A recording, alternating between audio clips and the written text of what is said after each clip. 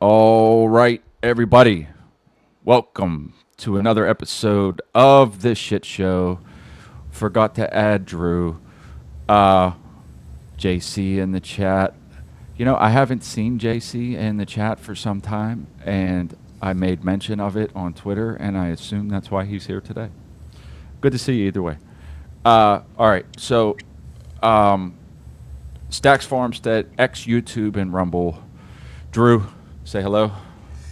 Good evening, world. Thanks for tuning into the Shit Show once again. You can catch me at Shit Show Co-host on X or Luminary Mixdown on Instagram. All right, we're gonna do the prayer real quick. I want to cover a couple of different things. I got some funny stuff from my personal stuff, so um, let's just do this first. Lord, guide my words tonight. Help us do your will now and forever. Amen. Amen. All right. So today was sort of a rough one. It was probably the most humid day that I experienced in a while. I was, man, like it was so humid, and we got to wear hot gloves sometimes. They're like rubber. My fingernail, half of it just fell off from like just being like in the humid environment and constantly sweating. My shirt was soaked for half of the day, half my jeans down to my knees. It looked like I fucking pissed myself or what, I don't know, like jumped half into a pool. This was all day. So it was a rough one, man. And then I went home and went up to the farm and did some chores and started that process all over again. So it's been rough. But I did want to share this one thing before we jump into any real topics. Something that happened to me that I found kind of funny at the time. So I'm just going to explain this quickly for context. But right now, what we're doing with the power company is doing repairs. They change a meter to these newer ones, and if that socket is problematic, sometimes it can be an emergency. Sometimes it can be something that they can like put off and put onto a list, and then we get the lists from, and we work our way through them. So it's early in the morning. It's like 8:30 or something like that, and I'm in Youngstown, Ohio, driving through the town, and when it's not an emergency, and sometimes even when it is, they put these big yellow stickers about the size of a bumper sticker on the meter socket itself. If you don't know what a meter socket is, I'm actually surprised some people don't. I'll just explain quickly. The meter on the outside of your house plugs into a box. That's the socket. So meter, socket, right? Got to go together. So the meter socket has this big yellow tag on it that says damaged socket as I'm driving by. And this particular area of town is very rundown. I mean, like, it's really rough looking. And I'm driving to another job, and I see this sticker on the side of this building, and I decide to stop and take a look at it. So I get about a half a block from where I seen it. I pull into this street and hit a 3-point turn right in front of an unmarked cop car. Now, some people may not notice these things. I see it. Like it might as well have a big police sign on the side, but I know what they are when I see them. So I pull up, I do this 3-point turn in front of them. No big deal. I go to turn around and go back down the street to pull over to this property. I look to the right and I see another separate unmarked cop car over there. And I'm like, well, they got to be waiting for somebody because there's no way that 2 blocks apart, they're just sitting there, right? So, and it's a rough town. It's a rough area of the town. So I'm not chalking it up to anything. I'm just thinking they're looking for somebody. Now, I pull over, I get out, and we have tablets, and you have to scan it, and it'll bring it up, the job. And so I'm standing there, punching numbers in, looking at this thing, and I hear a truck pull up behind me. I turn around, and I'm still not convinced that they were marshals, but they said that they were U.S. Marshals. I think it might have also been ICE. I'm not real sure. And I guess the place that I stopped to look at just happened to be the place that they were all staring at. And it was kind of crazy because I turn around and they're in full kit. You know, they got plate carriers on, the ARs are up, and, you know, they got like all their gear on. And they look like ICE agents to me, but they said U.S. Marshals. Maybe they were working together with them. Yeah. Either way, I turn around and he's like, "Hey, do you know who lives in that building?" And I'm like, "No. Why would I? Why would I know who? What do you mean?" Like, and then I'm like, "I work for the power company. I'm checking." I was like, "You see that big yellow sticker? Means it's damaged. I gotta fix it. That's why I'm looking at it." And now his partner's on the other side of him, just shaking his head in disgust, like, you know, like just angry. And I'm trying to think to myself, like, why would you do that? And then, like, even after the day went on, I was just thinking to myself, like if I'm the police officer waiting for somebody to show up to arrest them, if a random person in a uniform with a van that says First Energy on the side of it, and it's obviously not him, why would you go approach that guy like that? It doesn't make any sense to me. Blew your whole spot up. Yeah, like, I mean, if they didn't know you were there, they do now, because not only that, but there was 5 or 6 other trucks that come around the corner as I'm walking away, because I'm like, nah, I don't know, man. Like, I don't know what to tell you. I don't know who lives in there. I don't even know why I would.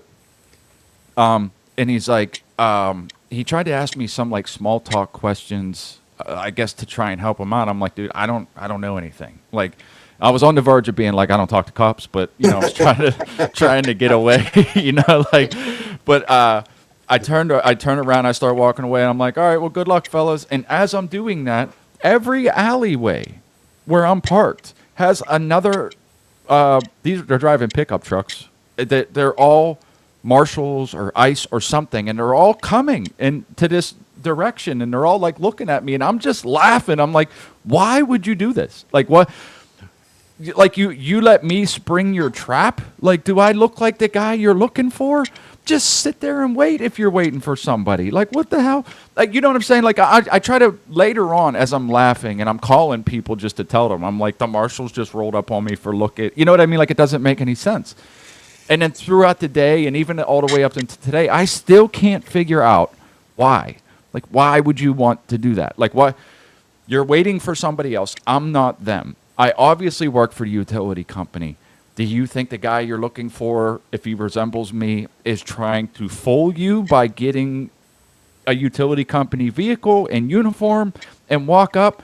And then, you know, then I started thinking to myself, like, this is what I'm talking about when I talk about, like, the police and sort of their, like, ineptitude about a lot of stuff like this. Like, why? Like, why would you, how much help do you think I was going to be?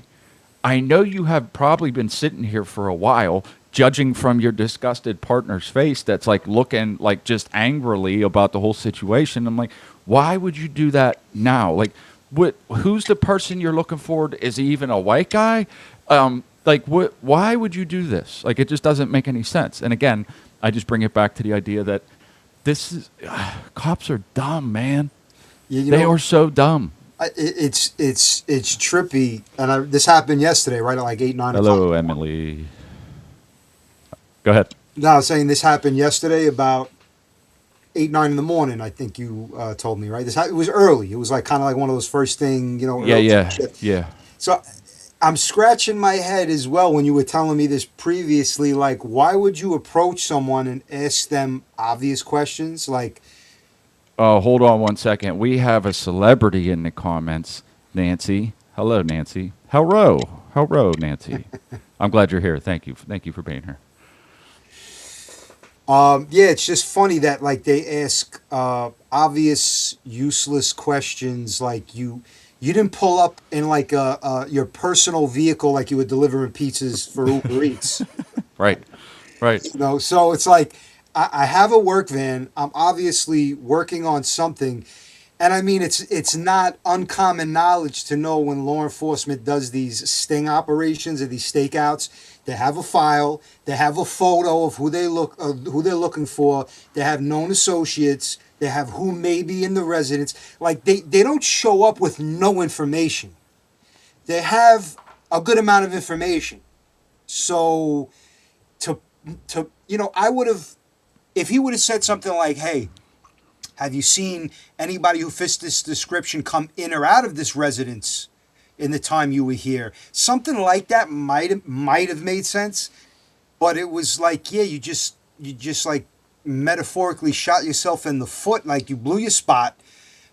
You came up to a stranger utility worker in the street in a non-incognito way. What are you doing? Like what? Without any law enforcement experience, I could have laid up on somebody that I was looking for way better than that. And I don't know. I have, honest to God, I've been pondering the idea just for like content or even situations like this because like I wanted to get a camera, either like something I mounted on my chest or I don't like meta glasses, but I like the idea of meta glasses. You know what I mean? They have the tags you could place right here, small ones. Yeah. And But I mean, like, just because of that, because I mean, I'm not doing it enough justice, but like, I was laughing at them. Like, you know what I mean? Because he's like, hey, we're with the U.S. Marshals. And I'm like, what? Why? Like, what are you doing? You know what I mean? Do you know the people that live in this building? Why would I know the people that live in this building? What do you think? You know what I'm saying? Like, what are you talking about? And then not just, I mean, it'd be worse if it was just like, just him pulled up. And then they go back to their like staging area or whatever. But there was 6 or 7 other fucking cars that just start coming out of all over the place. And I'm just laughing. And then his partner is angry because I don't think he wanted them to do that for the same reasons. He might have been smarter than him. I don't know. But I mean, like he was like angry and I'm just like, I don't know what to tell you, dude. Good luck, man. I'm not, I don't know. Because like he was trying to be nice, but also trying to get information. And it was like, I'm trying to walk away and laugh.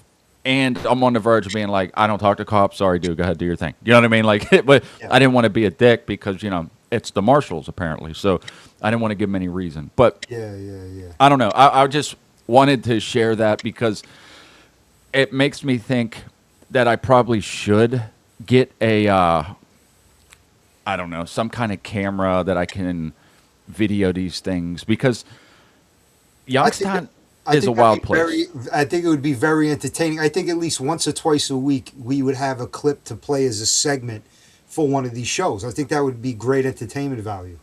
I mean, right after I went there, even like there was, I didn't tell my wife about this one, but I went to this older lady's house and she was like hitting on me, like older.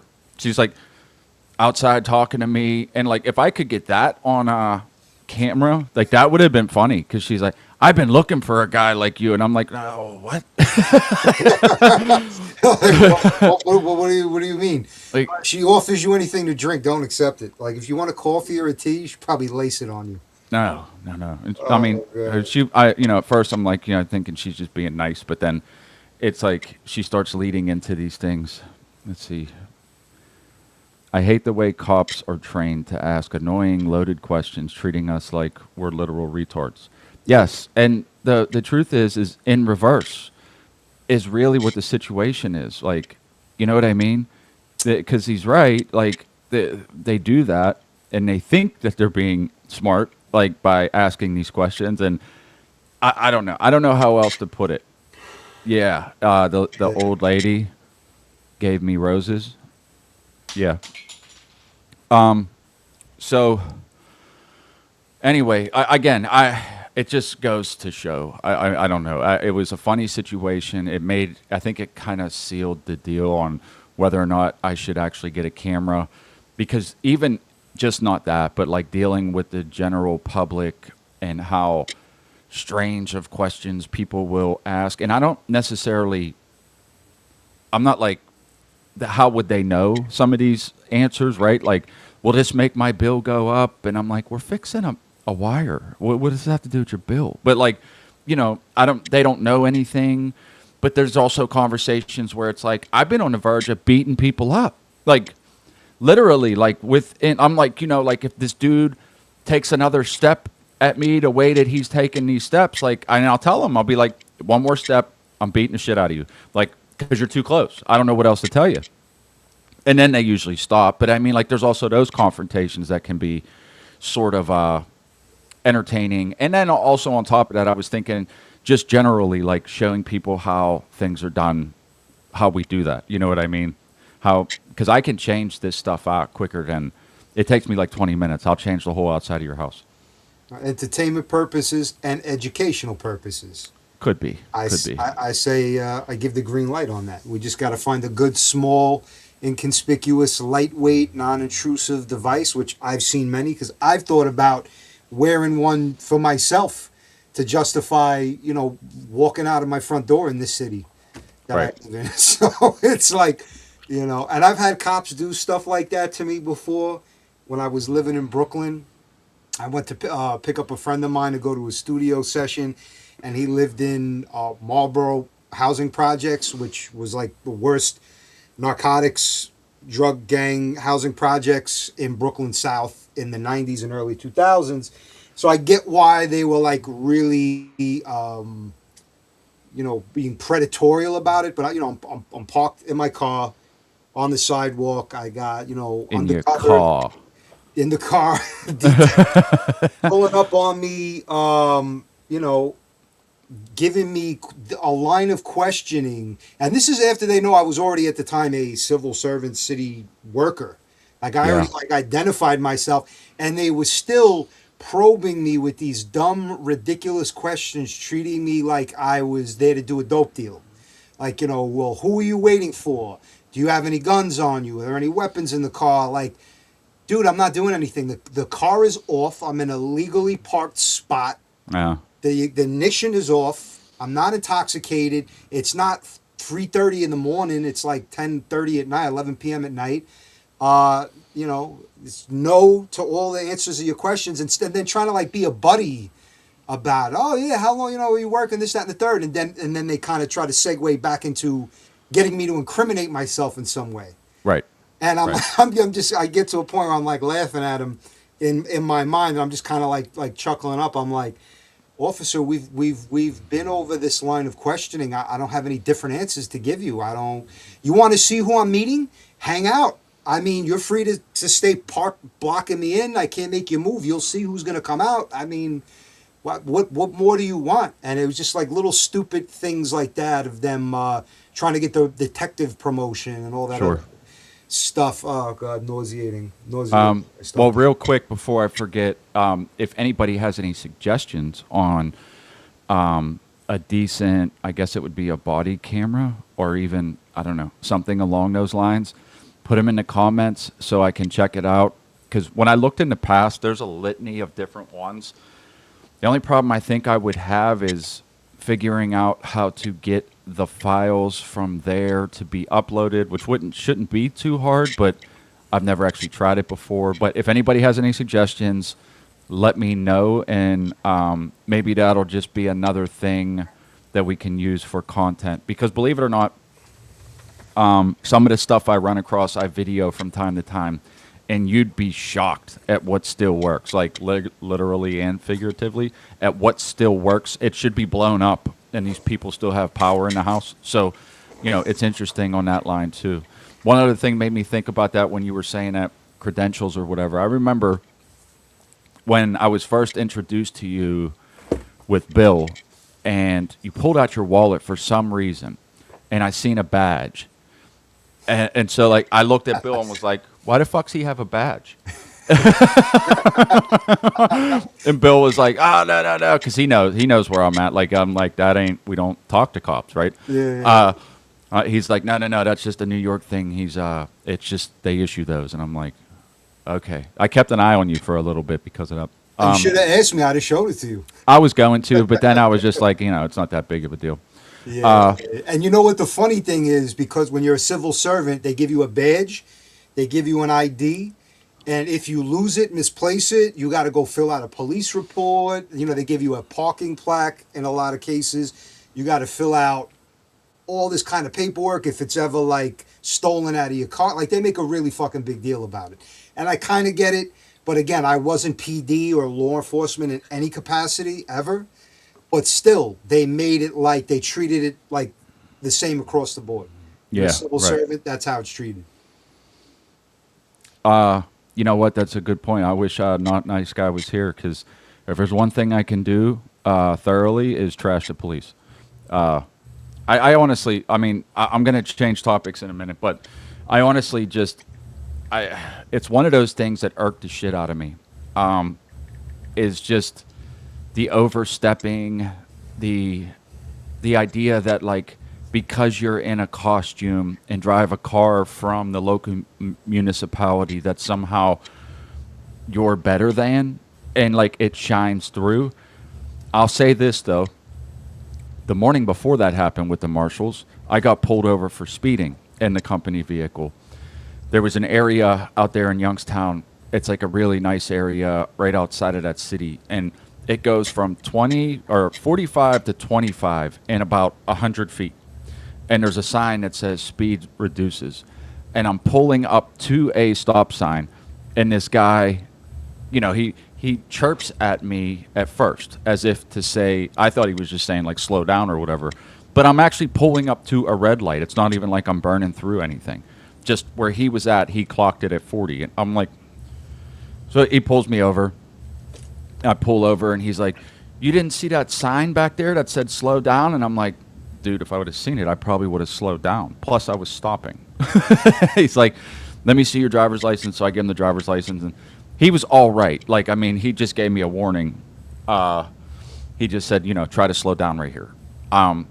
Those types of interactions, because he was actually cool, is what sort of levels some of it out. But in the same breath, it's like, well, then why did you feel the need? You know what I mean? Like, I'm literally stopping right now. Why did you feel the need to pull out? It's just, I don't understand where they go in their mind with some of this shit. I don't know. Whatever. It doesn't matter. But on that note, I was going to bring up Perez Hilton. We'll cover that in a second. But sort of on the law enforcement topic, did you hear about the NFA stuff? Yeah, I forget what court. I think the Supreme Court of Texas struck down suppressors, SBRs, SBSs in terms of $0 tax means it's an infringement on the Constitution to keep them as part of the NFA registry. Something along those lines from me skimming and kind of keeping my ear to the ground as the weeks and months have been going by. Yeah, step in the right direction. We cover that stuff on this channel as it pops up because I'm a big believer in that's a huge overstep. So GOA's case in federal court struck down NFA registration for suppressors, short-barreled rifles, short-barrel shotguns. The National Firearms Act of 1934 is now unconstitutional as applied. It was never constitutional. I was about to say, thanks for catching up to actual like reality of common sense. So it's funny because our friend Mike is a gun law attorney, and when they wrote the NFA was written by the same people that tried to say you couldn't drink alcohol, right? It's the same mindset, right? Right? Like that. You know, you want to restrict people for whatever reason, and there's a lot of theories about why they didn't want people drinking alcohol and, you know, look, instilling these types of things. But this is sort of it's the same sort of mindset where it's like, you know, like you don't have the right to tell people what they can drink.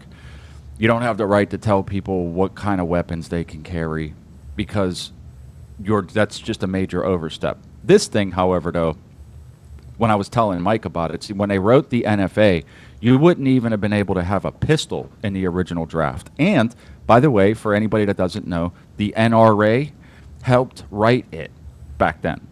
The National Rifle Association helped write the NFA.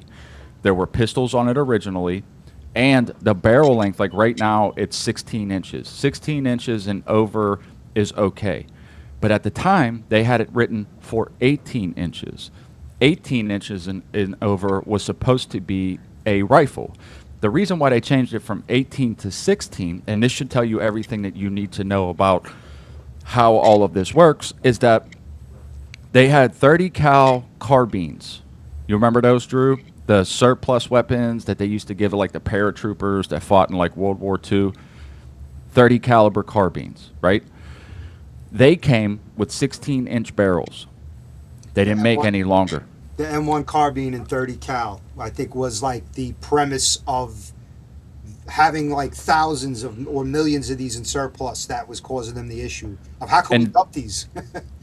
They were dumping them. Yeah. So this is actually why, I mean, like, again, the government wanted to sell these to the populace. And at the same time, they were writing laws that would have made them hard to buy. So they just changed it from 18 to 16. The number's arbitrary. It's just stuff that they come up with. But because it would have put up a roadblock for them selling these guns to the public, then they decided to change it. It makes no sense at all. Like, first of all, the barrel length makes no sense at all. The longer the barrel, the more effective the round is. There's that argument. So, like, saying that having a shorter barrel makes it concealable, so that's why it's dangerous, is just retarded. Adding suppressors to it in a place, yeah, right, the whole buttstock thing. I'm going to get to that in a second. In place of that is that, you know, I'll just say it now for whatever it's worth. Like, even the buttstocks, like, we have pistol braces that this is part of the problem of the whole NFA is that the ATF randomly changes its mind and then enforces its ideas as if it's law. Pistol braces are okay with this administration, not okay with that administration. And these things carry 5 to 10 years. So if they decide this year that this, instead of having a stock, you're allowed to have a pistol brace, which mimics a stock. There's no real difference other than the look. But I mean, it functions the same way. Let's just be honest. It's a stock that looks different. It's built in a way that would mimic a brace if you were going to wrap it around your arm, but it serves the same purpose. It circumvents the NFA. It's why they were made. That's why they're popular. It gives you a So that third it point turns- of contact the same as a stock. Yeah. So it serves. It takes the rifle and turns it into a pistol, which again makes no sense at all. You just change the buttstock, and then now all of a sudden it's a pistol, but it's an AR. So again, you know, these things it's crazy, but I'm gonna keep going. For anybody that's not paying attention, if you need me to explain anything, put it in the comments, and I'll go ahead and explain it more. They also had a rule that, like, you could have it on your gun, but if you get caught shouldering it, now that's a felony. It's like, hold on, dude, what are you talking about? Anyway, where they have the most gun control, like places like New Zealand, a lot of European Union states, where it's like you can't have anything at all. Like a hunting rifle max is like all you can get. Some kind of bolt action, something that doesn't hold any more than 3 rounds. They encourage people to use suppressors. They are freely sold, just like if it was an accessory like a sling or an optic, like, you know, like a scope. Like, you would walk into a place that sells gun supplies and you could just buy a suppressor, no problem. They encourage them to use it. Now, we have the Second Amendment, and they want to treat a tube with baffles in it, which mimic just basically different styles of washers. It's the easiest way to explain it. It's a tube with a bunch of washers in it that threads onto the end of a barrel. Basically serves the same purpose as a muffler on a car, where, like, if you take a muffler off a car, it's going to be loud.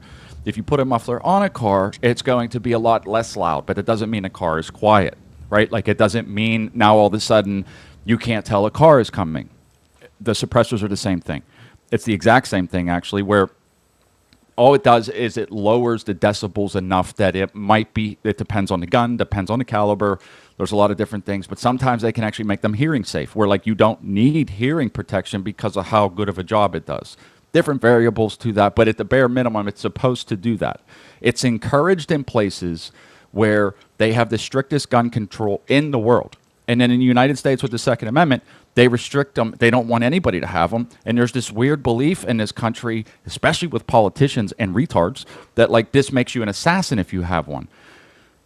If you take a muffler off a car, it doesn't do anything except for make it louder. If you take a suppressor, put it on or off, it doesn't do anything but lower it. It actually they consider it noise pollution, and like the European Union. If you get caught shooting a gun without a suppressor, they frown on it because they're like, why would you want to do that? Which is a very good mindset. It's like, why would you want to, right? Like, why would you want to make a gun louder than it needs to be, right? Yeah. Again, the NFA is the craziest backwards boomer mindset shit that I've ever heard. Too many people watch too many movies and they see like John Wick threading on the everybody's familiar with this, threading it on, and there's two guys shooting each other in a crowd of people and no one can hear it. I'm trying to tell you that doesn't happen. And the very rare exception where you can achieve that is with a 22 long rifle subsonic. You can achieve that. Like, it's not even a guarantee. Like, if you have the right setup, it can work like that. But like, if the bullet hits something, it's typically louder than the gun. But I mean, there's a lot of variables here. It doesn't work like that. It just doesn't. So now we have to deal with it like throughout all of this. And the funny part is how uninformed a lot of the people are. Like, even the people that are in this field, because I had to tell Mike. I told Mike, our gun attorney friend, about why it's 16 inches and not 18 inches. It's just accepted, and that's part of the problem, is that people just accept it. And then the police on top of everything else, where people just mimic shit. So if it's a shorter barreled gun, that makes it more dangerous in these people's minds. And I'm just like, it doesn't, though. It doesn't. It's just the same thing, but shorter. It doesn't do whatever you think that it's doing. And I'm tired of having to go over this with boomer fuds and retards that don't understand it at all. It drives me crazy because it's like you speak from this place of like, okay, there's the guy that's the boomer fud, and if you don't know what that is, Elmer Fudd. You like guns, but you don't like ARs, or you don't. They always like to say you don't need an AR. Things like this, right? And there's this weird. It's sort of like a lore that's attached to whenever these people talk, where they heard somebody say a thing, so they repeat it. It's like 22 bounces around in the brain. That makes it more, or bounces around in your skull. That makes it more dangerous. Bro, that doesn't happen, okay? That doesn't happen. It's not. I remember hearing that when I was like 12, 13. I believed it when I first heard it as like a preteen. Yeah. 14, 15, 16. And then when I was like 18, 17, 18, 19, and I was actually out on ranges training with people, big 30-06 and, large calibers, and around people who really knew. And I saw ballistic stuff like, shooting cans and pumpkins and through 2x4s and wood, and just like, I'm like, I heard this when I was a kid, but I don't know how true it is. And then like people would look at me and laugh and say, no, that's one of those old wives' tales kind of nonsense bullshit things. Yeah. And speaking of 30-06, there's no way a 30-06 killed Charlie Kirk. I'm just going to add that now for whatever it's worth. I'm not going to make any claims as to what happened, but a 30-06 did not kill Charlie Kirk. What happens when a round like that hits a thing is way more devastating than you could imagine, especially when it would hit a neck. Like, there's not a lot of meat there. And if that happens within 200 yards, we're not talking about a 6, 7, 800 yard shot. It's still got pretty much all of its steam behind it at 100 to 200 yards. It's not diminished. Right. Yeah, it's just one of those things. I don't care how you feel about it. I don't care where you fall at with it. You will not get me to accept that he took a 30-06 at 142 yards in the neck, and then that's all that happened to him. Now, again, I heard a lot of theories about what that is. What happened? Some of them sound more viable than a 30-06. It wasn't a 30-06. I don't care. Get that out of your head. You can believe it, not believe it. I'm telling you that ain't what happened. I don't care. I mean, nobody can mimic it. There's guys all over YouTube. They're shooting everything that is much bigger density. Like a cow femur. You know what I mean? And it's just blowing it apart. You know what I mean? Like, it didn't happen. It didn't happen. That's what I always, when this, I think it was our very first show, we spoke about this. And my thing was, because later as time went on, we saw different camera views. And it was like, I saw different camera views, and I'm like, I want to see the camera view from his left side back. Because the hole that would have been out of the back of his neck would have been it would have blew his shirt apart. It would have blew his whole back apart. There would have been no way. Like it would have been a complete friggin' train wreck. The exit. So you didn't see that video? I saw. Which one? What do you mean? The one where they showed him from the side. Well, that's what I was saying. When I saw it, I said to myself, "Yeah, I'm not really buying that." Let me see if I can find it real quick.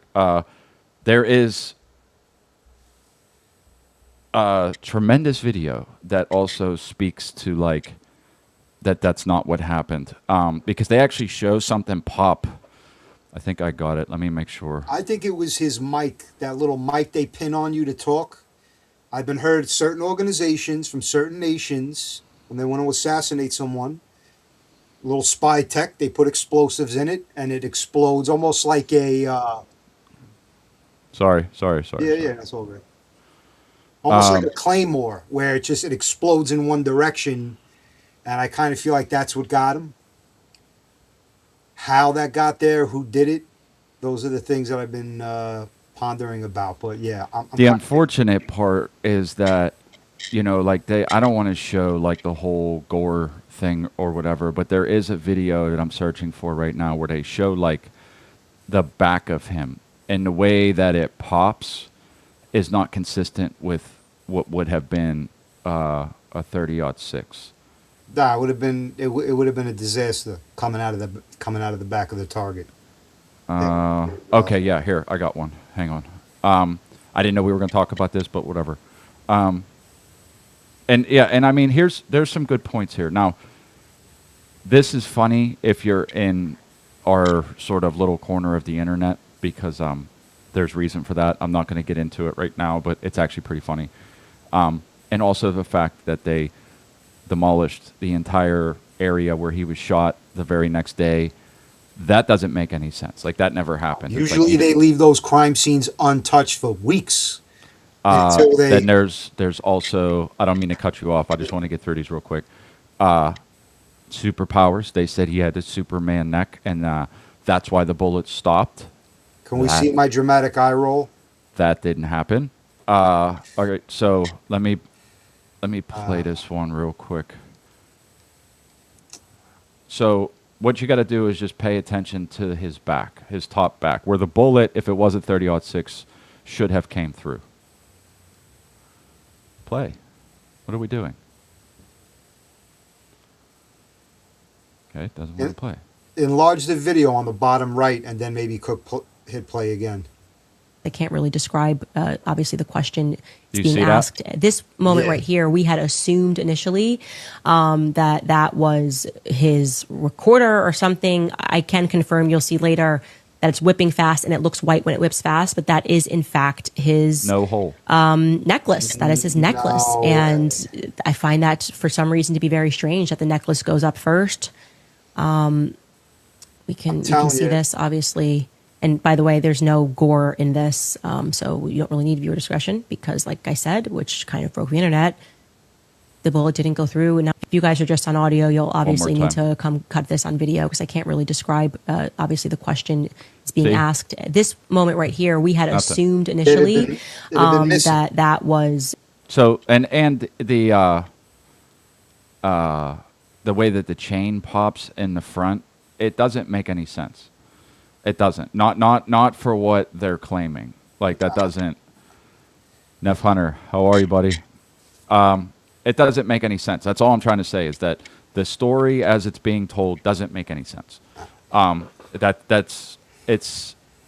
Here's the thing: is nothing is truly impossible, but for what they're claiming transpired, it's next to impossible. I would guarantee you, in a controlled environment, you couldn't mimic that with the same thing that they're saying happened. You could not take a 30-06 at 142 yards. That's an extremely high-powered round for killing very large animals. And the devastation that round can deliver is astounding if you're not familiar with it. Like, it will blow things apart. On And his then- back, the hole would have been bigger Yeah. than my hand. And whoever Huge fucking was filming, whoever was behind him Would've would got have hit. caught that round. Yeah. There's no doubt, and it might even have went through them. Like, that's the other thing, is that, like, it's a big factor, is that, like, what happened to him wouldn't have stopped at him. It would have went through him and hit somebody else. Even if you were using a frangible round, which is very highly unlikely that anybody taking those shots would do that, it would still more than likely pass through him at some level. It's not stopping at his neck. You have to imagine the neck density is, again, they're shooting cow femur bones and blowing them into pieces at 142 yards. And there's no human neck that you can make that happen with, for whatever it's worth. Maybe that's all I'm Wolverine. saying. Logan with his adamantium skeleton, maybe. But yeah, no, even if you sought out the most underpowered 30-06 round available, subsonic, the most weakest load you could find in that caliber at that distance is going to decimate human flesh or anything at that distance. So, I mean, JC brings up I think that's what I said. The little mic they had pinned on him, which is, certain agencies, spy agencies, they put little explosives. Well, I mean, so look at the remote control. the pagers that Israel used to take out Hamas. That they did That's the what I'm same saying. thing. And then Charlie's necklace goes flying up. Yeah, right. He just his head went like this and he leaned back. Charlie himself didn't go flying up out of the chair. So something had an explosive force in the front by the necklace area. So here's what here's what I'm going to say. All of this is theories. I'm not making any claims. So if you want to get mad and go ahead and say things in the comments after the video's posted, don't care. It ain't going to matter to me. I'm just saying that what I'm seeing doesn't equate to what they're saying happened. Now, as far as the mic, like JC's bringing up, I don't know, obviously, but I would say it's actually more viable than saying he got hit with a 30-06. If you were to ask me, like, if this wasn't such a big thing and you get so many people so polarized, if you were to show me that video and then give me those two options and say, do you think he got shot with a 30-06 at 142 yards, or do you think the mic had a charge in it that blew up? There's no doubt I would say the mic. I mean, that doesn't mean that that's what happened. I'm just saying it's more viable. And you add in the other factors of them saying this person jumped off the roof, showing you all the video footage. We found this 30-06 in the woods, which was like, a very old modern rifle. Not one Mauser. It was a Mauser. You're not going to break that down just with your bare hands. You need tools. So if you add all these factors together, you're showing us the video of him coming in and going out. There's no, unless he was carrying a sleeping bag on his back, there was no hiding that. But you found it in the woods after he fled. How? There's so many things that just don't add up. Well, I mean, have you been following this closely at all? Like, have you seen any of the coverage about it, like from the people that are giving alternative theories? After this originally happened, because again, overwhelming, I kind of all right, until there's some definitive, undeniable stuff, I can't really keep up with it on a day-to-day. So other than the Mike pin theory, that there was an explosives in it, because he was speaking out against certain nation, I guess, they were kind of tying that into, how they go about assassinating people and making it look like an attack. Right. So, I mean, here's what I'm getting at. I had no idea we were going to touch on this topic, but we're here. As a whole, the whole story of the things that we know that for sure transpired. I'm not talking about like leaning into a theory. I'm talking about what do we know. Prior to him getting shot, he said they're going to kill me. He was talking about he said the Jews, the Israelis. Like, these were text messages that were sent, and he was talking to people, and it was because he didn't like what was happening in Gaza, and he didn't want Trump to go to war with Iran on behalf of Israel. So, because he was such a loud voice about that, with such a huge following of people that they were convincing, and then they tried to bribe him, like they did. There was a meeting about them giving him a huge influx of money. Like, I want to say it's $25-50 million. I don't know exactly what it is. Like, they said to take Turning Point to the next level. That's apparently what the quote was. In order for him to stop this, and he said no. He said no. And then it turned into that he did die shortly after that, and he was assassinated shortly after that.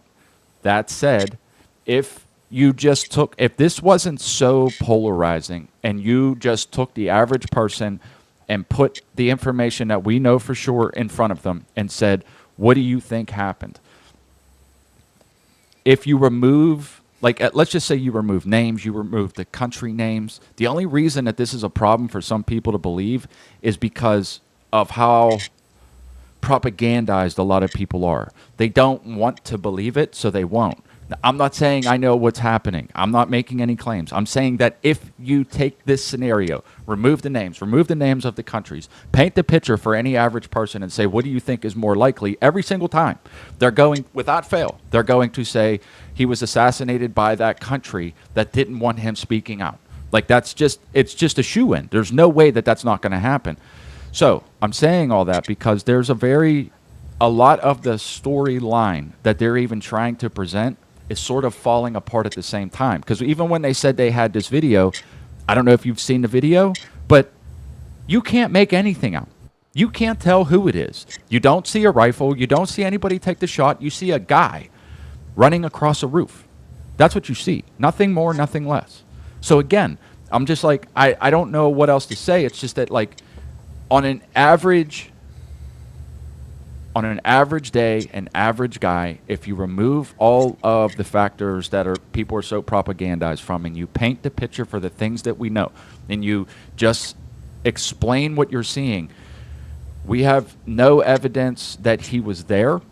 There was a rifle that was there that supposedly belonged to his grandfather that had his DNA on it, along with 5 other people's DNA, and his, of the 5, was the most degraded.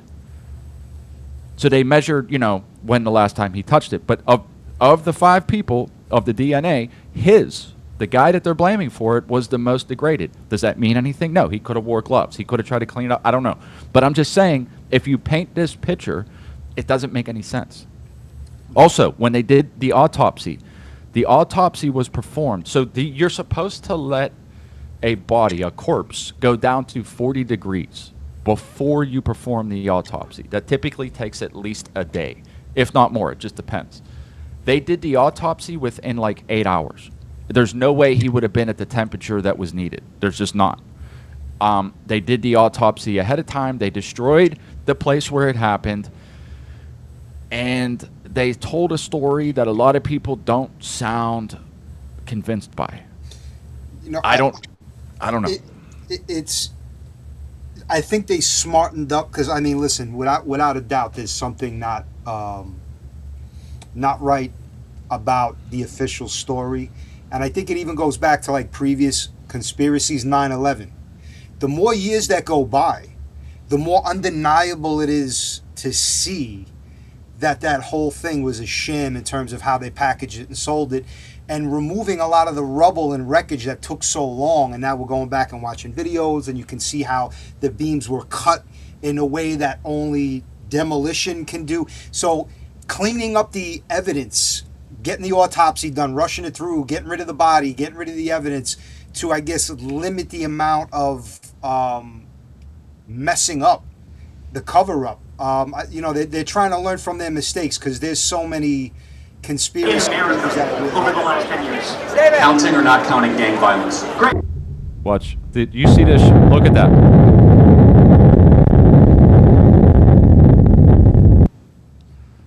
Now, look.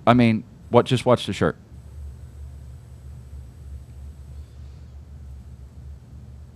What is that?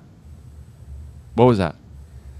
Looks like a controlled explosive charge. One more time, just for the people in the back that are so convinced that it's what they're saying that it is. That is not what a bullet does.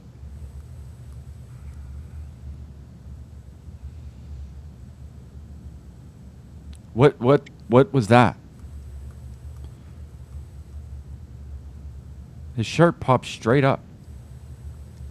Yeah.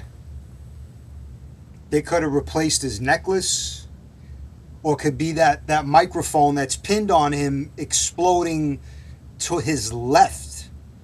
My Comes out guess, the side of the neck. there's the hole right there. Yeah. My guess is that whatever they attempted to do, they messed up. Like whatever it was that they were trying to pull off, it went sideways in some way. That's what I kind of think happened, is that it whatever happened, it didn't go the way that it was supposed to go, which is why we're here. But like, listen. If you're anybody that's had any experience with guns, when you shoot a thing, the front side of the thing that you shoot doesn't pop outwards towards you. It doesn't pop up. That doesn't happen. When you shoot let's just say you shoot like a bottle of water that has the lid on it. The lid on the top of it will pop off the top because of the pressure, but the round still goes straight through. It doesn't make the front of the bottle pop out the way that the round went in.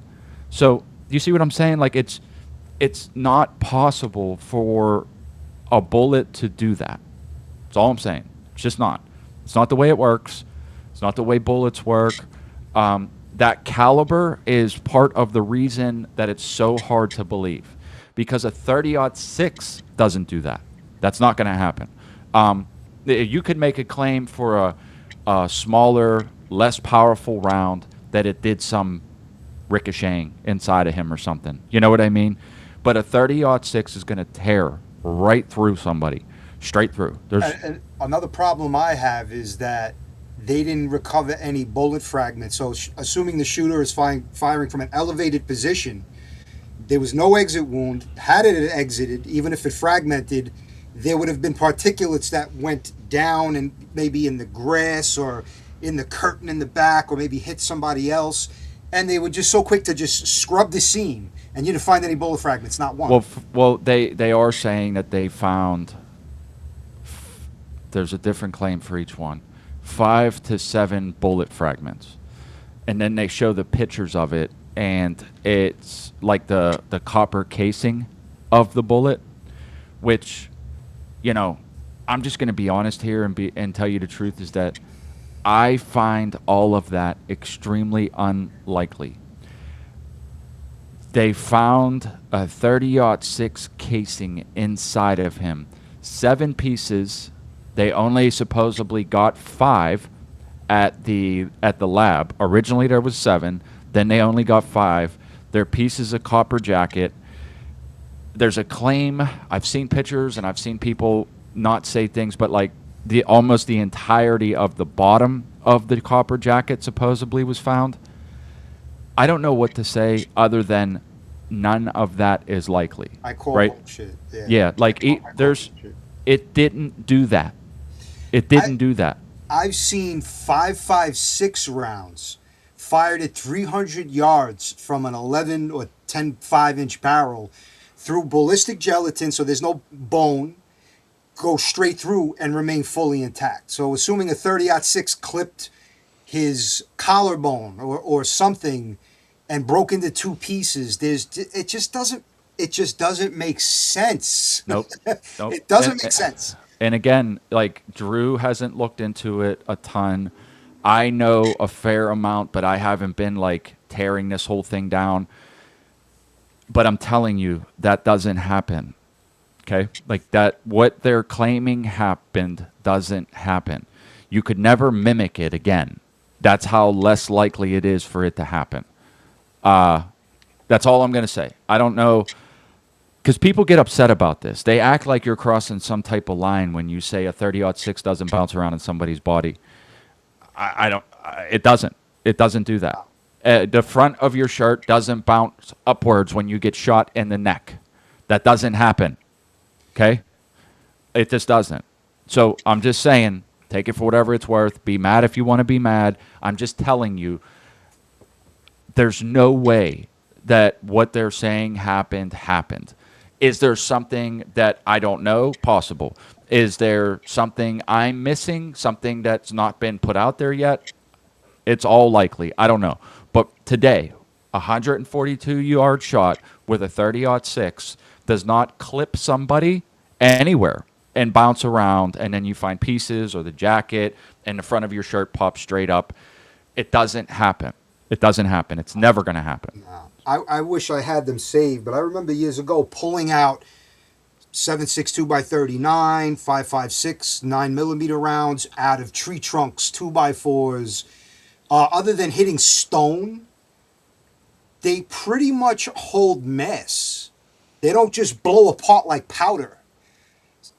It's just, yeah, I mean, I know 30-06 is a higher velocity and there's a greater chance of the bullet being destroyed if it hits something hard, but no, it's just not adding up. Like you said, you could reenact that test 100 times and not recreate that. That's just, no, it's a hard pill to swallow.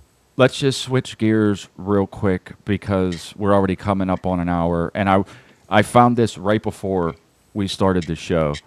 I want to show you this. I want to show you because the next thing I'm going to say is completely about the spiritual warfare that we're in and like how Coca-Cola. many people don't know. For this. All right, we're going to do this one live because I don't want to see any comments that, oh, this is a conspiracy theory, blah, blah. You can see we're on the Coca-Cola website, URL right there. We're going to scroll down to personalize our Coke can. The first entry we're going to try is Allah is King. No issues with that. You can see it on the Coke can. Next entry we're going to try. No issues with that. Let's even try Satan is King. Zero issues with Satan.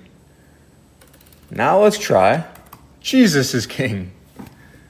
Now that's where there's issues. So you can still see the Satan on the Coke can here.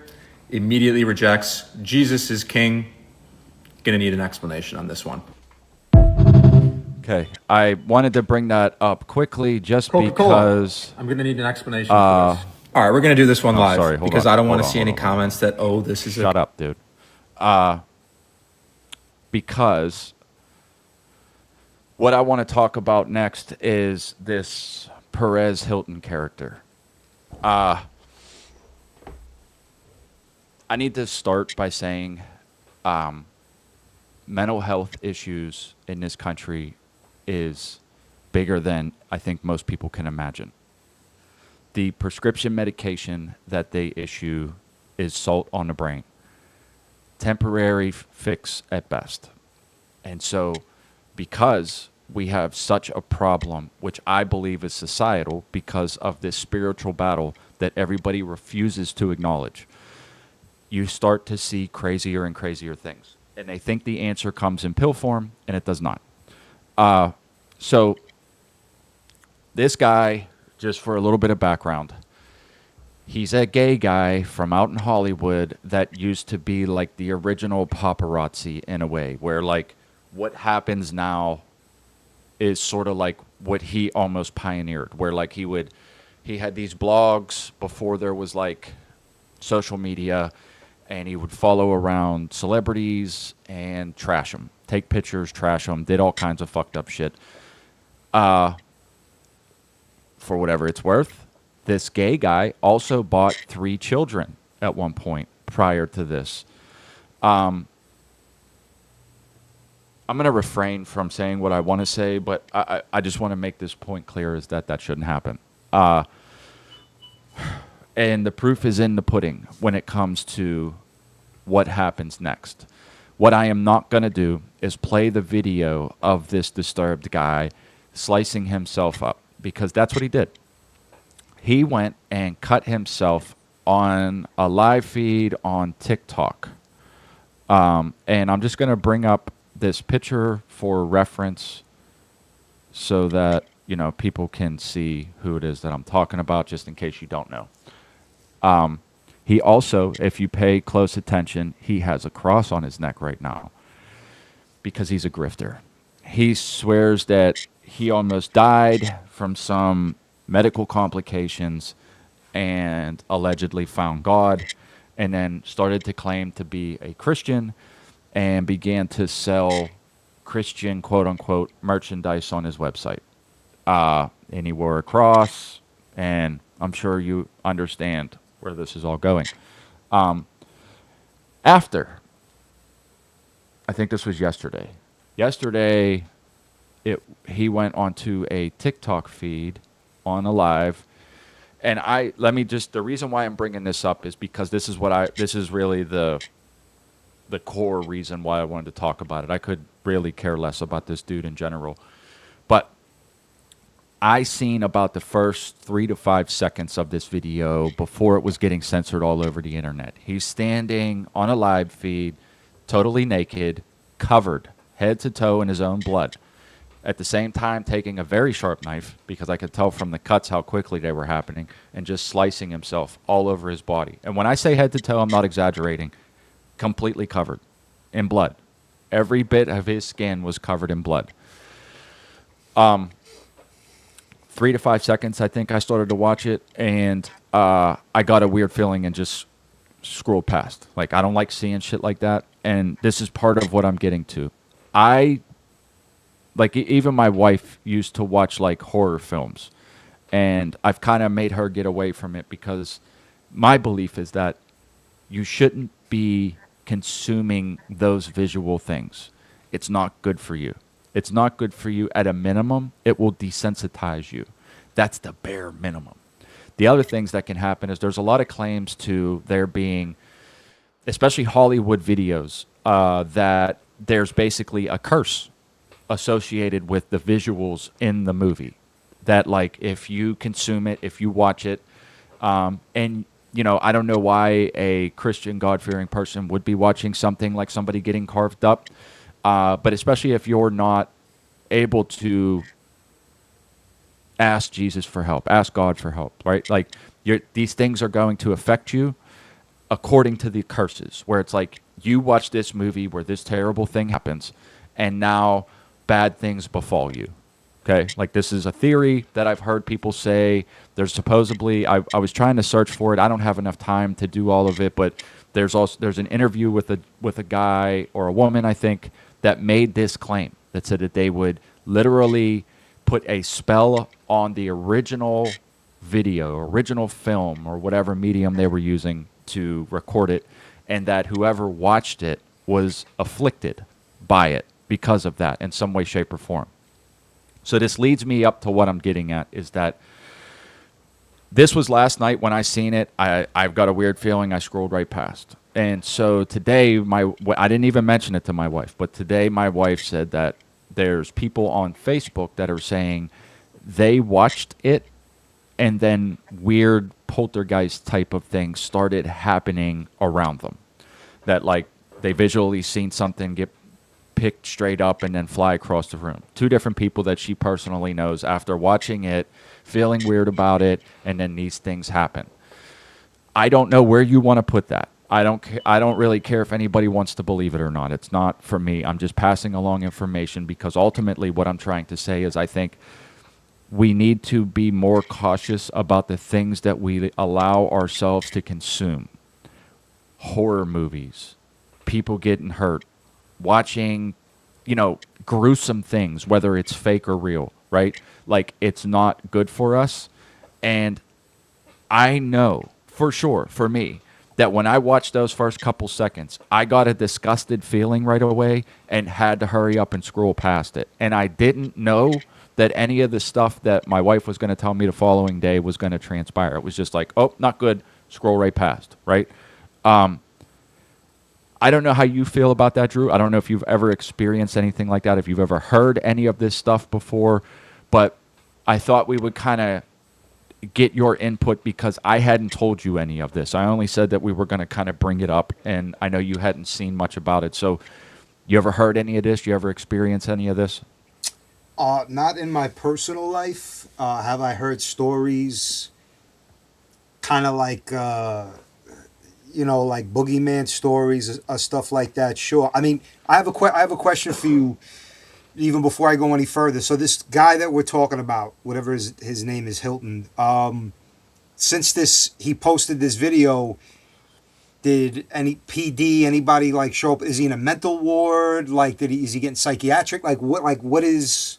Yeah, they, whoever was watching the live stream called, and on the live stream, he was like yelling at the police as they were pulling up. Long story short is he's in the hospital. They made contact, they got him, and they took him to get looked at. So yeah. Okay, so there's been a couple of times, and I forget what movie it is because there's not a movie, a documentary where I think it was the name of it was something like "The Devil Told Me to Do It" or something, and it was about like a neighbor who everybody in the community knew him for like 20, 30 years, his whole life. He was a good guy, never bothered anybody, and then all of a sudden, supposedly he went and flipped and like brutally murdered another neighbor over nothing. Like it was like he was possessed or taken over, and supposedly this was a real event that happened. And I tried to watch a little of it. I really couldn't focus on it. It was very late, but the vibe that I got, like my sixth sense of intuition, for somebody who is relatively, I'll use the word relatively normal, because we're all like a little abnormal in our own ways, and I think that's just part of God's creation. We're all a little quirky. But like to do a 180 and have one of these whether it's self-inflicting and it's something involving blood and gruesome and, mutilating yourself or mutilating other people. And there's no good reason. It's not like, oh yeah, this person suspected this person of like essaying their child or something where you could see like, okay, the parents snapped and went and, got some revenge. It was like a completely sane person, worked normal, and then has these demonic possessed takeovers of themselves. I've seen them in cases where like there's like a theme. I see a theme of like a person who maybe was having some type of self-conflict or was maybe not as spiritually in tuned or was maybe very spiritually in tuned and somehow was taken over by an evil entity, a spirit. And it used to be kind of like, oh, that's just Hollywood and, this, that, and the third. But as I've matured and became more spiritual and seen it in day-to-day things where like, okay, there's some type of force we can't see at work. I can't explain it. It gives more levity to like, yeah, this is a spiritual war, to where like I would want to almost say like, send me the link to show me that video. But then at the same time saying, I don't want to contaminate or like open the door to bring any of those spirits who are looking who they can infect just by experiencing that. Because I believe like, okay, that could also be true. I can't explain it. And I feel like it's more in our face these days. It's more of a not dismissing people as, oh, he's just a loony. He's just crazy. This woman was crazy. She murdered her child. I was on Facebook earlier, again, just like trying to get the notifications off. A 40-year-old mother stabbed her 6-year-old daughter to death in their kitchen. She stabbed the daughter 40 times. 40 times. And then you see the body camera footage of the cop pulling the mother out in handcuffs. She's weeping. She's covered in blood. It looked like a movie. It looked like a Hollywood horror movie. And then one of the cops actually goes outside to throw up. And another cop's telling him, hang in there, bro. Like, let it out. Don't hold it in. It'll eat you up. How does that happen? You're a woman, a man, a woman. You come to a 30, 40 years, 50 years of life. You don't have traits of this kind of unprovoked savagery, and then you do something like that to not just another living person, but your child or your grandchild or your spouse.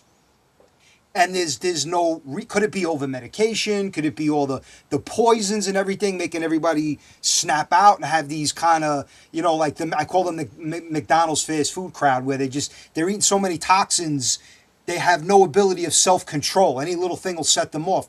Or is it also a demonic force whispering in people's ears, nudging people, and taking over the easily controlled, the weak? And we don't even know what that means. It's not physically weak, spiritually weak. Spiritually weak.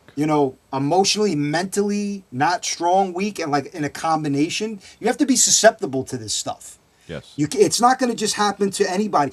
And you could be somebody who's like, he's got a temper. He could throw temper tantrums and he gets in these moods, and that person will never lose self-control to a level where they'll do anything remotely close to that evil.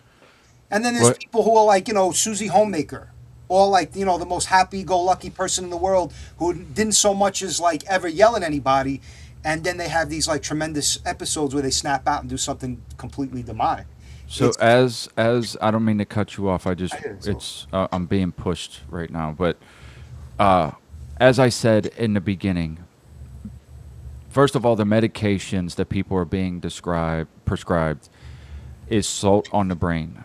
Okay, like that doesn't help you. So again, spiritual battle, and the solution doesn't come in pill form, but we're being told that it does. And so those pills do not help anything. Can that be a factor in these weird situations? Of course it can. But here's what I'll add, just for perspective, to anybody that's like, yeah, that sounds too far out there for me to think that, like, you see a thing and it makes you do a thing. MK Ultra. MK Ultra was, they would hold people's eyes open, give them LSD or hallucinogens, and then flash images, random images with violence every so often. And that would make people susceptible, right? Now, also, you have to factor in, if you just think about this for a minute, we're talking about adults in some situations, but for the most part, if you were to take a child, an impressionable child, and sit them down and show them extremely violent acts, what do you think would happen next throughout that kid's life? I think Right. he'd be very easily. So, Yeah, you know what I'm getting at. yes. So, what I'm saying is don't dismiss what I'm bringing up outright when we know that there's evidence of similar things happening that also would make people get violent and do horrific things. That's all I'm trying to get at. And then on top of all of that, the fact that we know that that's possible, that if you sat a person down for long enough in a variable of situations and showed them violent acts, they would probably be violent. On top of that, it's a spiritual battle. So, like, that's really the icing on the cake. And that's probably the biggest piece that most people miss, is that your faith isn't there. In the spiritual gym, you're weak. And so you're extremely susceptible to these things, right? Because I could sit here and say what I think that it is, and it doesn't really matter. What I'm trying to do is pass along the information for people to consider. And for people to consider things, you have to be able to put it a little blandly enough for them to be able to imagine it, right? So, like, we know that if you do these things that we talked about in certain situations, you can get people to be violent. You can actually break a psyche. You can actually get them to form another personality that, like, you can call in or call up. I mean, MK Ultra, right? That's a real thing. It's what they did. These are declassified documents. There would be another persona that would come up, and they would act on whatever they were told to do. It was like another person showing up. Yeah. Don't you think that that's like sort of what you hear? Somebody just snaps, right? Along with everything else, right? Along with everything else that's possible, especially with medications. These psych meds don't help. No, well, if you think about it, right, when this MK Ultra was like actually happening on the scale that we're talking about back in the 70s or whatever it kind of supposedly started and nobody even knew what was going on, I think those were test studies between giving people drugs and exposing people's brains visually and auditorily to horrible horror type shit. So if you look at the modern age, they're medicating us through food, vaccines, prescription drugs, and between TV shows, movies, video games, it's kind of like a low-level poor man's MK Ultra that we are willingly doing to ourselves in a sort of sense. And the weakest amongst us are the most susceptible to it. So it's just MK Ultra on a larger scale that we voluntarily participate in under the guise of medicines and entertainment and all these other things. And only the weakest minds are going to let it make them snap. Obviously, nobody's taping your eyelids open, strapping you to a chair, and waterboarding you in front of a. No, you're doing it willingly. You're going to sit there and watch the horror film, right? Like you're going to sit there and let yourself be entertained by the axe murderer chasing people down and chopping their heads off. Like you're doing it willingly, right? Are you playing video games where you're running around beating hookers and stealing cars and running over everybody on the road? You're doing it willingly. Most people are doing it willingly. That's the point, is that they don't have to tape your eyes open. You're paying for it. You'll pay to rent that movie. You'll pay to play that game, right? Like that's just different situations where it's like this is how far we've gotten because people are so spiritually weak. They don't understand it. They don't understand that watching a demonic act can invoke demonic activity. That's what we're dealing with. That's what we're dealing with. And Patrick, demonic oppression demonic possession and oppression are very real things. I truly believe that a younger me was very much under demonic influence. Never physically hurt anyone but myself, but have hurt people. Now, he followed that up with, it took me fully submitting myself to God to get out of it. To get it out of me, yeah. This is what I'm trying to say, right? Like, when you do that, your mentality changes. 2 days ago, I was laying in bed. Again, I'm working these weird hours. I'm up. I'm like, all right, let me just put something on the TV to kind of fall asleep. Child's Play, Chucky, the demonic doll. Child's Play 1, Child's Play 2. I grew up watching these as a kid. It was nothing. And then I got, oh, wow, okay, it is a little nostalgia. Let me maybe, and then I'm like, and then I see the preview, and like it reminded me of it. And that's about a person doing a demonic ritual, witchcraft, to put his soul through a demonic entity into a. So as I started thinking about it, I felt like I'm not into it. Like I lost even that childhood, like nostalgia of like, oh yeah, that was a cool, funny kind of laugh it off kind of thing. And then my palate as an adult and being a little more spiritual conscious now, I really got turned off. Like I was like, nah. I skimmed right past it. I quickly dismissed the idea of sitting there and watching those movies. Not that I feel like anything bad would have came of me watching those movies for the 10th time in my life, but it's just at this point when you have a shift in your spirituality, it changes your palette in terms of what you want to ingest. Even the types of music I listen to. I still love hip hop music, but a lot of like the hardcore Brooklyn, stick 'em up kind of stuff I grew up on that was entertaining. I listen to it now and it puts me in a mode where I really can't enjoy it as much. It's more like, it just puts me in a headspace where it's like completely different. There is a shift that if you're lucky, will happen to you. Let me give an example. You're right. I mean, I do the same thing. First of all, with music, I used to listen to. I don't listen to it anymore because it's like you kind of feel that. Like I don't know if anybody else ever experiences, but like you can feel that invocation happening where it's like you're sort of like calling up that thing in a way, right? And let me give you an example just for anybody that's like, that's too out there for me. This is just a way to turn down the severity, but it relates. You're watching a boxing match.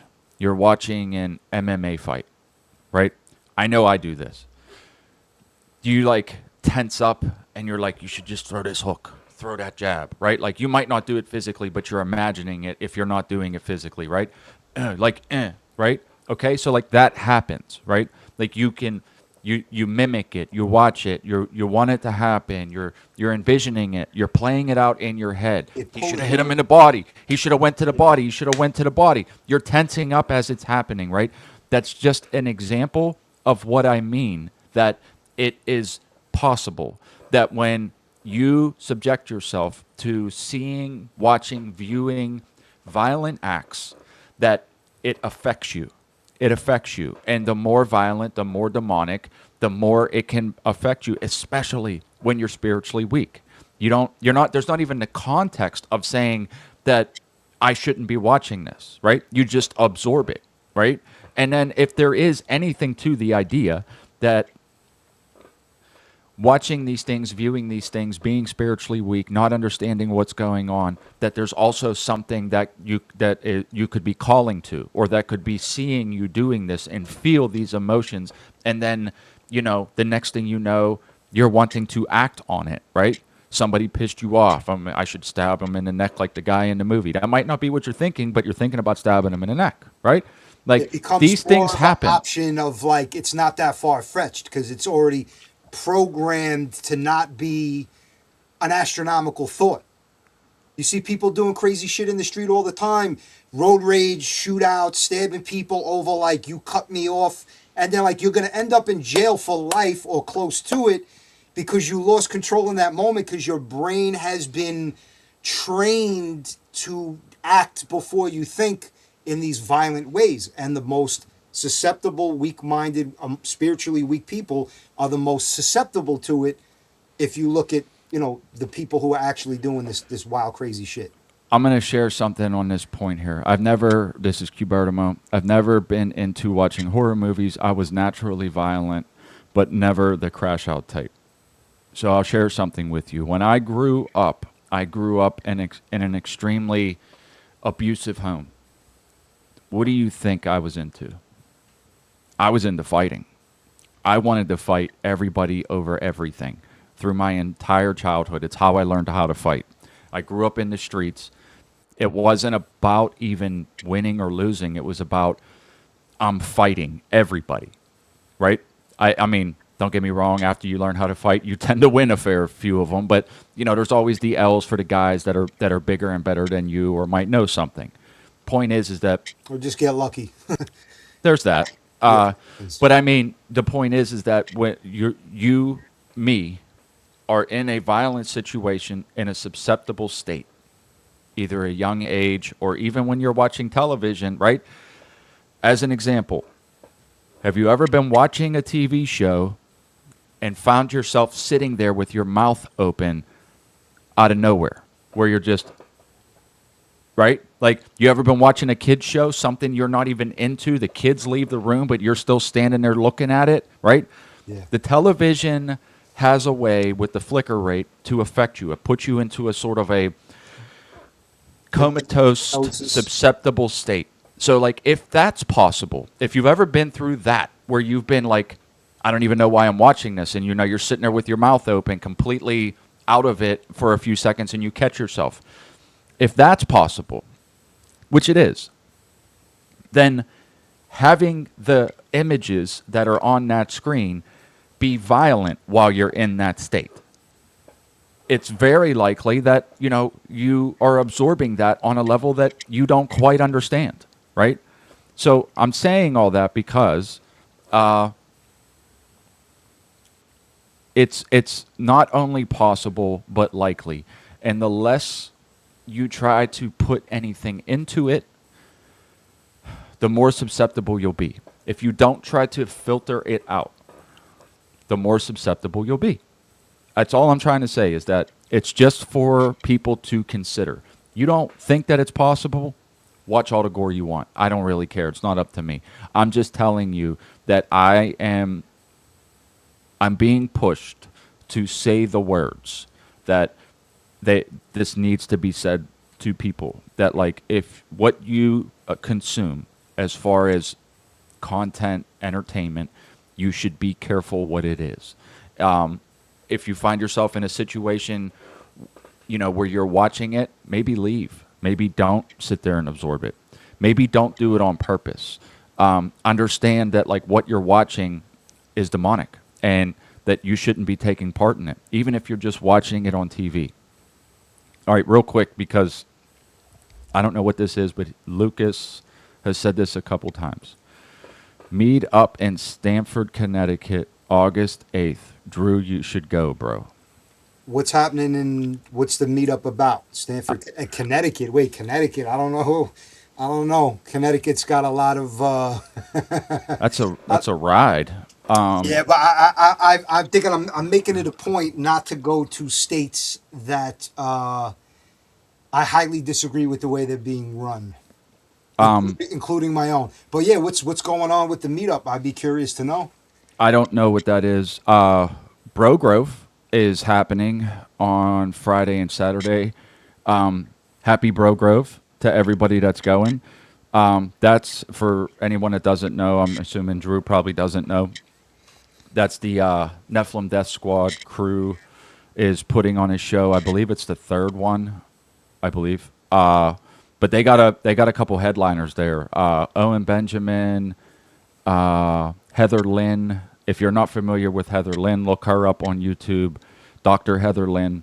I'm trying to see if I can get her on the show. That's a long shot. Is But that going down in Florida? That's the one going down in Florida? Florida, yeah. That way, who yeah. was, Ray, I think Raven was talking to us about that, right? Or somebody? Yes. Yeah. Yes.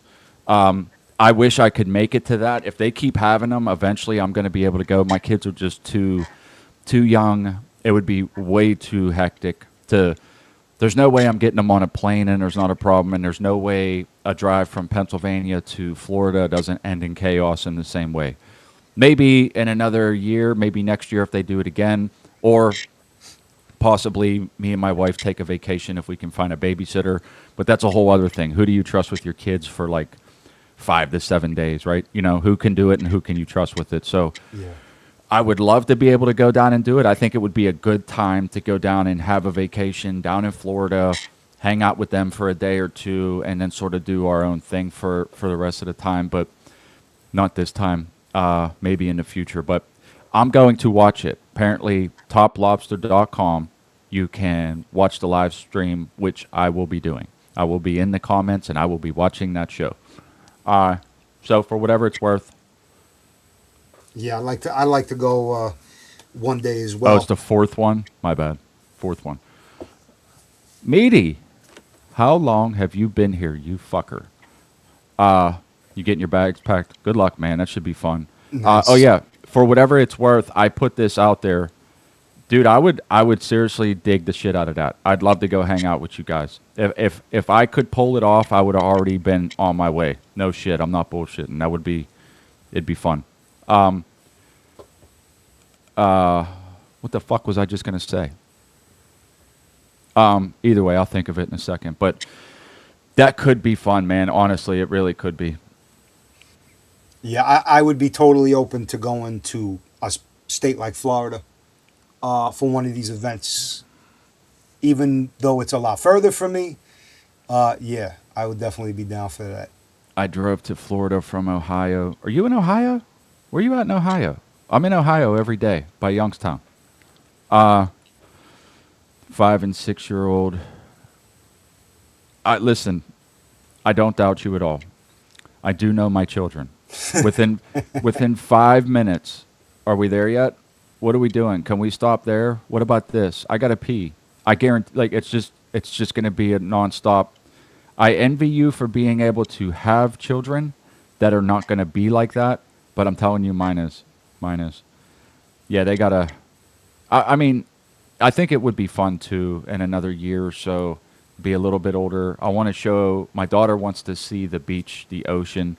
She's sort of into like mermaids and like ocean fish and stuff like that. So it would be great to be able to take them down there. It's just it sucks because it's not the time right now. I really hope they can continue to do this because I will go. Yeah, right. I was looking at property in Florida.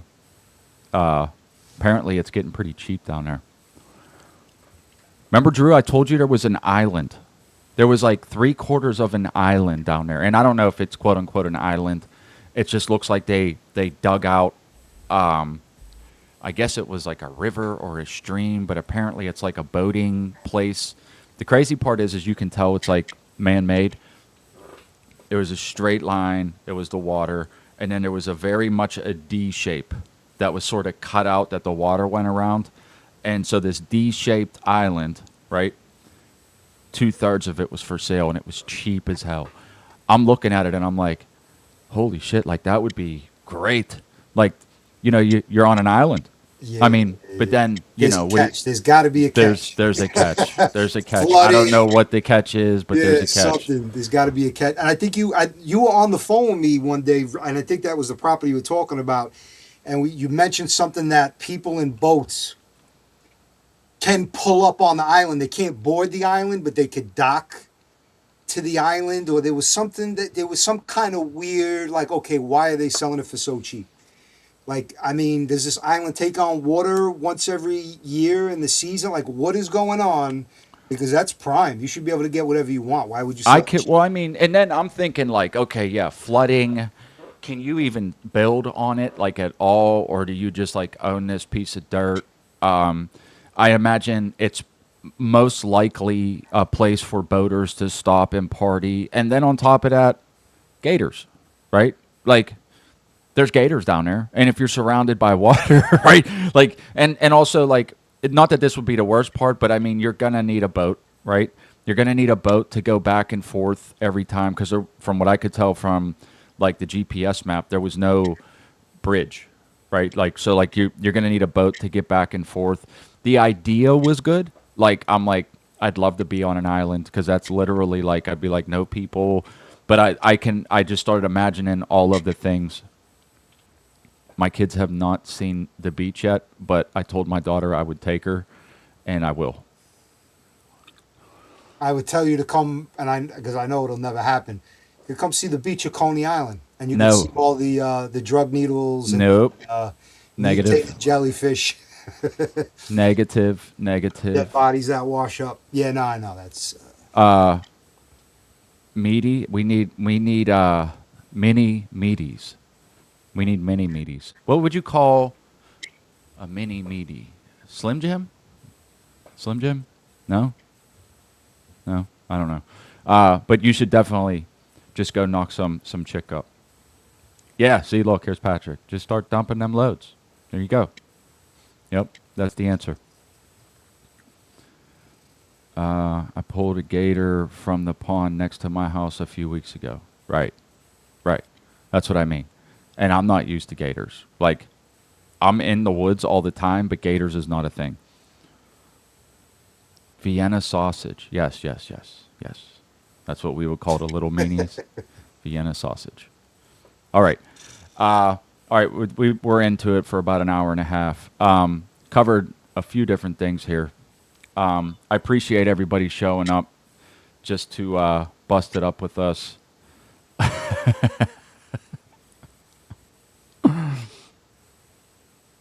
He's so fucked up, dude.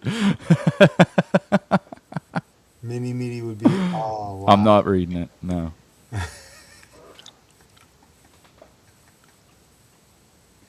Look, there's Okay.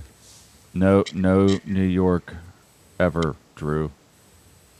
And I would never ask. That was a.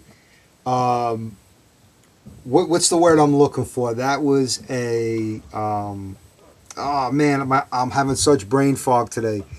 That was like one of those like laughable suggestions that, I mean, if you ever told me you were coming, I'd be like, "Are you feeling all right? Is there some type of miracle thing happening here that would ever make you even go into New Jersey, let alone No. New York?" No. I mean, look, I just, again, like you just said, like, I'm not going to places where it's almost like an entrapment. Like, they don't want me there. Nobody besides maybe the person I'm going to visit would want somebody like me there. I don't want to go there because I know what there is.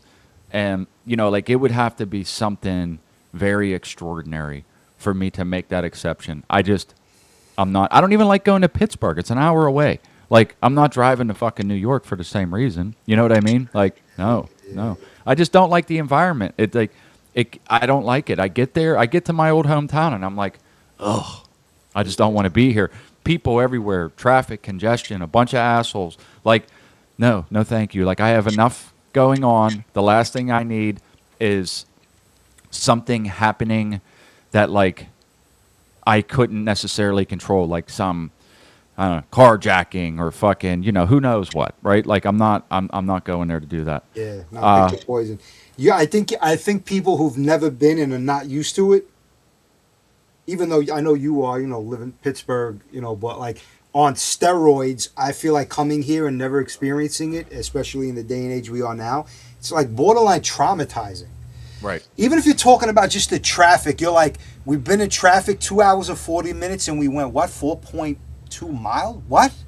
Like, What's he talking you about? lose your mind. What is the shame stickers? What is that? What does he talk? Did you say something? I don't. I don't know. I want to know about the shame stickers.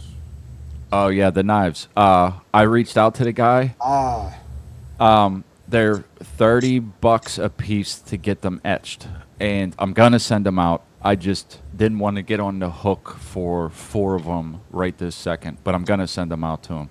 They're coming. They're coming. I had a bill or two that I had to pay off, and I'm trying to buy a tractor, so I didn't want to send them out right away. I was actually considering just sending them out as they were, but maybe get 1 or 2 of them done. I don't know yet. But he wants $30 to do the knife and the sheath. sheath. Yeah. Yeah. Yeah. Okay. Yeah, that's. I'd be okay with that. That's what I was going to ask you. Is it just the knife, or he's going to do the sheath as well? So. I asked him for the knife and the sheath. And he's a solid guy. Like, and I mean, honestly, it's a fair price. But he's actually swamped right now. Like, I had him doing stuff for me when he didn't have a ton of business, and he just squeezed it in and did it right away and did it at a really good price. But especially whenever the dude's super swamped, it's like, you know, he's also doing me a favor. It's not like he's making a shit ton of money, and he's going to have to squeeze it in between something that's like a bigger order. So I'm going to get them done. I just don't know. It'll be soon if I'm going to do it. If not, if I change my mind, I'm just going to... Oh, I found a wheel, like a free raffle wheel thing, where like you can bring it up on the stream and you can like input like names or, you know, whatever, and just spin the wheel and it'll randomly pick somebody. So I was thinking, no matter what way we go, etched or not etched, I think it's going to be like donate something.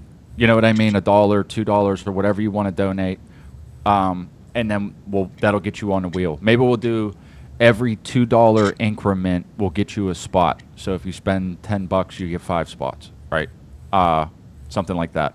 And then, you know, we'll get that started. We'll go through the show, and then by the end of the show, whoever donates, we'll put them all on the wheel, and then we'll just spin it and see who wins it. If I get 3 or 4 knives done, either way, we'll just do it 3 or 4 weeks in a row until they're gone. I think that sounds like a pretty good idea. And I don't want to commit to anything. So this is just an idea. I'm going to think about it. I got to look through the supply. But I have a reasonable collection of some fairly high-end knives. I say high-end, like $70, $80, $100, $120 knives. And maybe, as a grand prize, I will hand sharpen one, and maybe we can raffle that off as like a higher end item, custom sharpened. Maybe the entries could be a little more. You know what I mean? Like instead of $2 entries, we could do 5 for that. Yeah. Because I got to see, because I have a lot of knives, and Stax knows this about me. When I like something, I really like it, I'll take 2. Yeah, of everything. Or 3, or 4. Everything. So Everything. yeah, so I have knives that I like as a collector.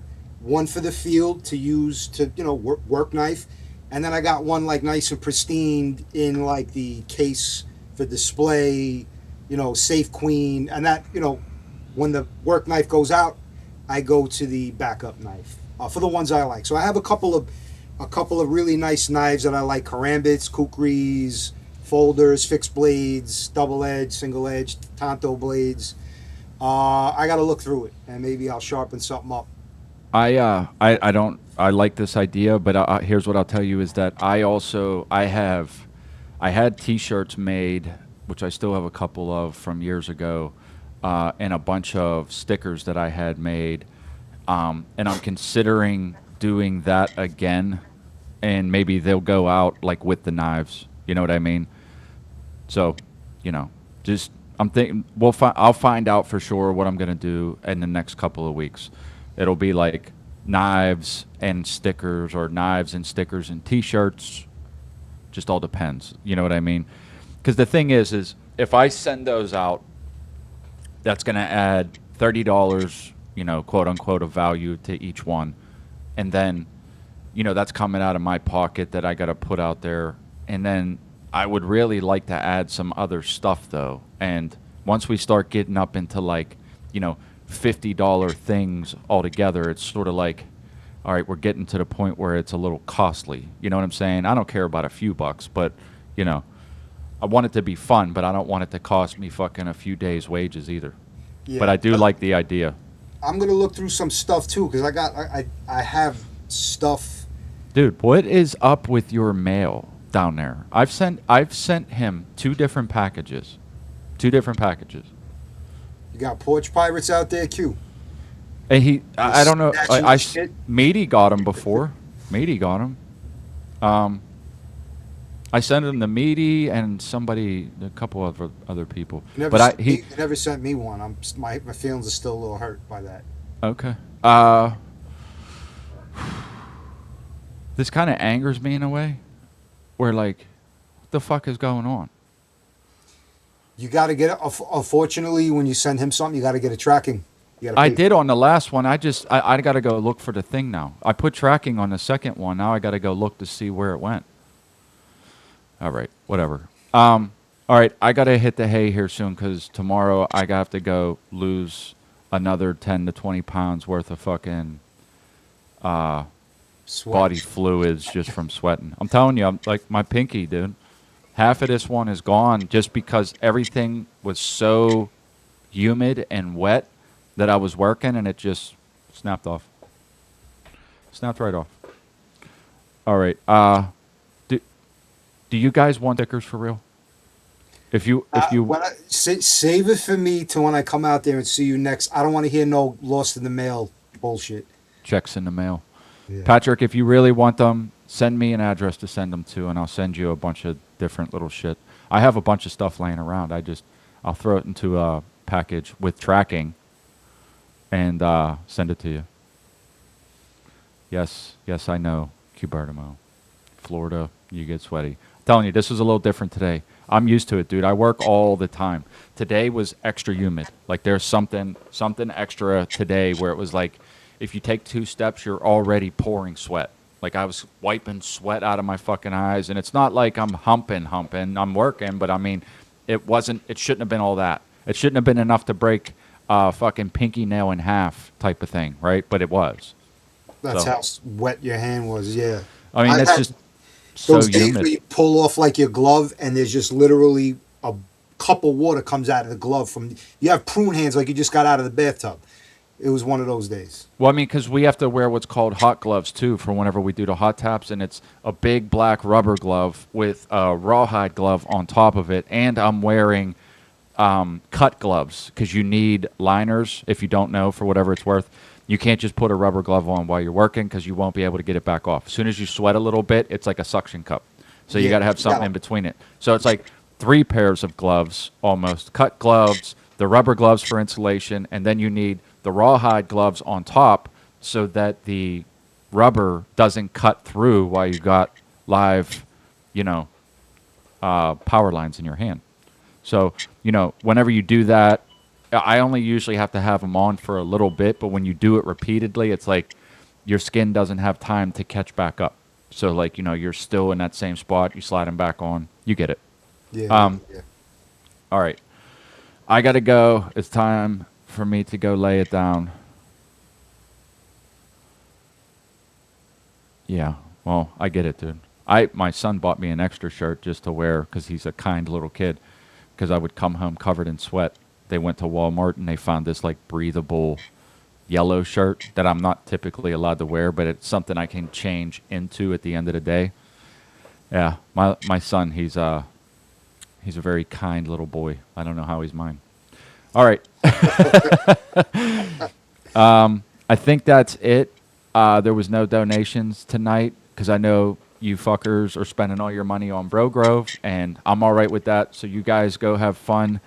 I'll see you down there on the live stream. Shout me out when you get a chance, and we'll see you guys on the next one. That was The Shit Show.